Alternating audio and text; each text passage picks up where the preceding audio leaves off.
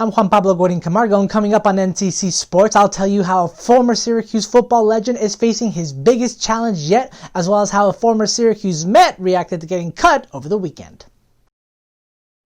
An original Syracuse 44 is getting ready for the fight of his life. Good afternoon, I'm Juan Pablo Guarin-Camargo, and this is your NCC News Sports Update.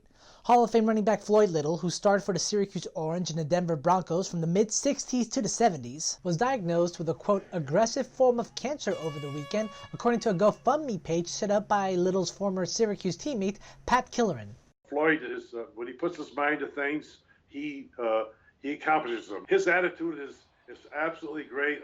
When I talked to him a couple of weeks ago at home, he told me basically he's had some difficult times, but he says, we're going to beat this. As of right now, the page has raised more than $31,000, aiming to raise $250,000 to support Little and his family.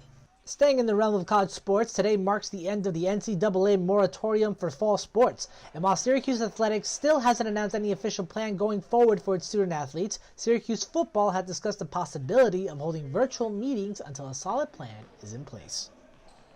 In pro football news, former Buffalo Bills and current Raiders receiver Zay Jones shared a moving story on Twitter about his experience with the George Floyd protest over the weekend, about how an elderly woman approached him in a store, told him she was from Minneapolis, where George Floyd was from, and she just wanted to let him know that he mattered to her. And Jones wasn't the only pro athlete to share his thoughts about the protest over the weekend. Major sports stars like Michael Jordan, Joe Burrow, and Jadon Sancho each showed their support for the protests, with Sancho expressing his thoughts during a BVB Dortmund match by wearing a shirt with the words "Justice for George Floyd" written in Sharpie.